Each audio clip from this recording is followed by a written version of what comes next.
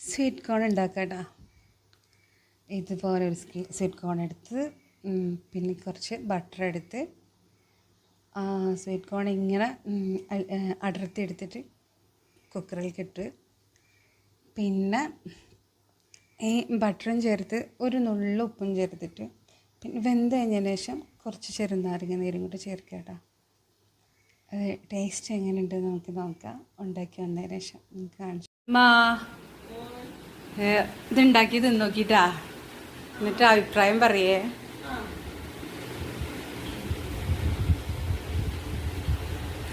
എങ്ങനെ ഉണ്ടെന്ന് അറിയിട്ടാ. നോക്കി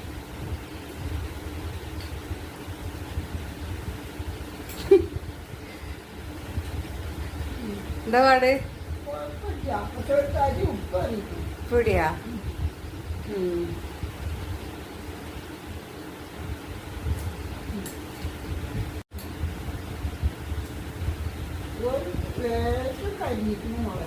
കരിഞ്ഞാ?